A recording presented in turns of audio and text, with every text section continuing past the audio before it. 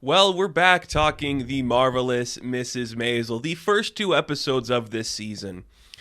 I didn't like them. If you saw my review, I should say. I think there was something very season 1 about the take they were trying to do for the first two episodes of this season. It didn't work perfectly. I think some of the stuff was pretty mediocre at best, but overall, I did laugh and I did think there were some moments that were worth exploring. But I don't know. Like the first two, I was just like, oh, come on, really? This is where we're going with this? Like, it's so easy and trivial and not really doing anything to surprise me or amaze me, which is the show's supposed to be marvelous. And I wasn't marveled by what we saw. But we have episodes 3 and 4 now because, they're dropping them every two episodes, I guess, for a month. That makes sense. That's a healthy business model, I think, especially for a show like The Marvelous Mrs. Maisel, because for some reason I am not seeing any of the marketing push. I'm not seeing anybody talking about this show, really. I myself have made only a few remarks on Twitter about this show, but nobody's really talking about this season. And that's why I'm like, oh, the magic's worn off for Mrs. Maisel. I hope it doesn't. I hope it continues to be strong, but something about it just feels like maybe this could be towards the end of it, and it's only got one more season, so of course it is. But episodes 3 and 4, they are a return to form. I don't think they are as funny as some of the previous seasons. I don't think where the show is going is as strong, but it's good. I do like it a lot. I think there's a lot of good stuff in there. So at the end of episode 2, Midge kind of saw the burlesque show and she saw the MC, this terribly unfunny guy, and she wanted that job. Well, she made her dreams a reality because through these two episodes, Midge is the MC at this strip show. And we see a lot of her comedy working, a lot of it failing, but throughout the entirety of these two episodes, she is trying to make the place more of a tightly wound ship where things work better, things are done better, the women are treated with more respect. It's fun, and it works. This is Midge. This is pretty much combining her two worlds together. Her feminism side, where she's helping women and supporting them, will still be kind of in the raunchy or risque side of the world. She has given these women a new voice where they can maybe ask for certain things they never did before. They can be treated with a certain dignity they weren't before. That's cool to see because that's Miriam. That is exactly what she does. That's exactly how she operates. And that's a really cool thing to see. So having that be the through line for both episodes where she's like, hey, maybe get somebody to watch the curtains. Maybe get someone to cue the music properly. Maybe treat these women with dignity. That's Miriam, and it worked really well. I did like that stuff. Every scene in that burlesque show was fun. Both episodes open up with a striptease, and I get it, even Glow went down this route when they went to Vegas. These shows, there's an empowerment to having women be in these situations where it's not overtly for the male gaze. It's no, Miriam likes this world. She respects this world. She's treating it with the same respect and honor that she would her own profession. And you could see that as both maybe comedians and strippers do the same thing. They sell certain parts of themselves. But she respects both worlds, and that's a really powerful and really positive thing to put in here because this is a character who would do those things, and she would respect those things. So episode 3, a big part of this episode is dealing with the real-life death of one of the actors. So the actor that plays Jackie, I will put his picture up here so you can see who it is.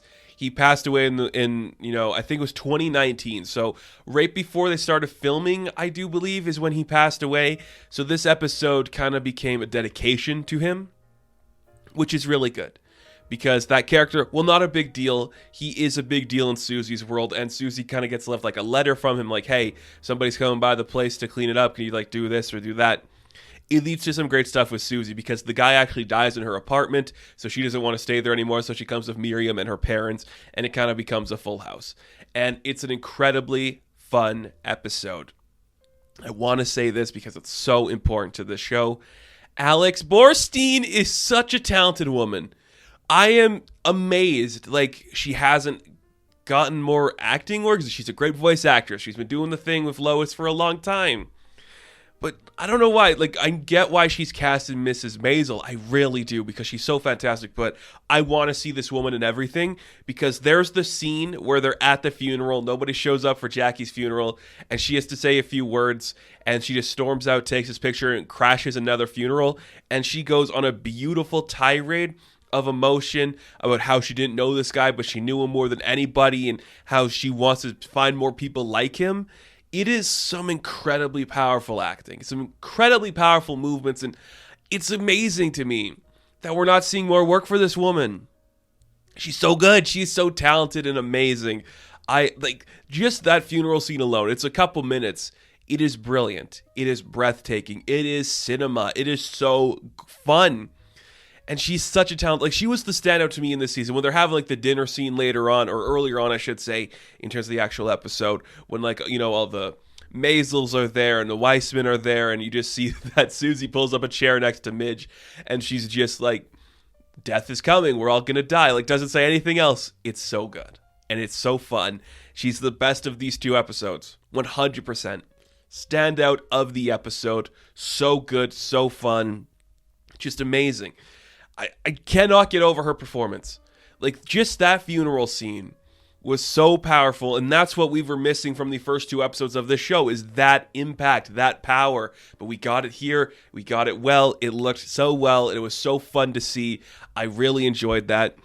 Almost outshined. It was almost outshined by this scene with Abe. So Abe is a critic.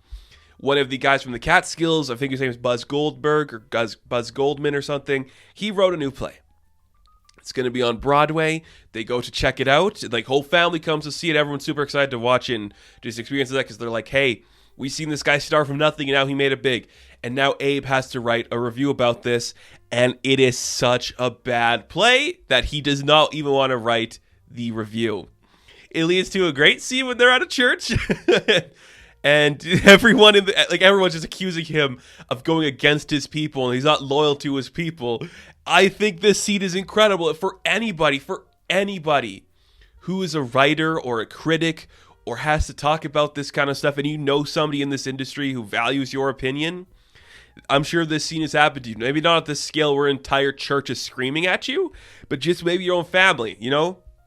Maybe your uncle or your aunt or somebody in your life is a director and you are a critic like I am, and you have to talk about the thing they're doing and it's terrible, and you think you're going against the family. Like, no, I'm talking about free speech. I am telling you this is bad. And I love the bit where he's just like, making plays like this exist is taking money away from other plays. And then you just see everyone's like, well, what other plays? What are these 20 other plays that people are getting funded for? It's like, it's a metaphor. It's like, it's amazing.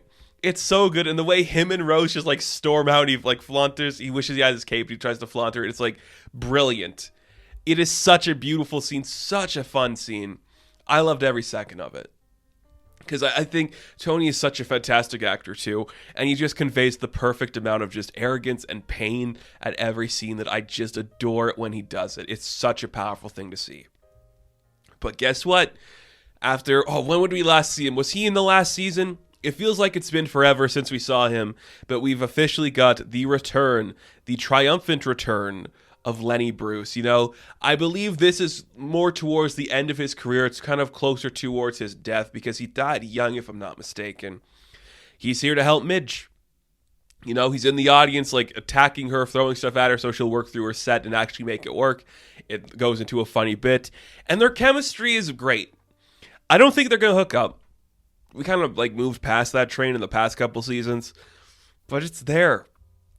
I feel like there's a respect and admiration you don't really see anymore from these two that works really well to have them together. I really do adore that, and I think it's great. I don't think we're going to see the end of Lenny Bruce in this season. This actor, who's Lenny Bruce, like, come on, man. He is such a talented guy. Like, give him more work. I want to see him lead a big thing. Just so good.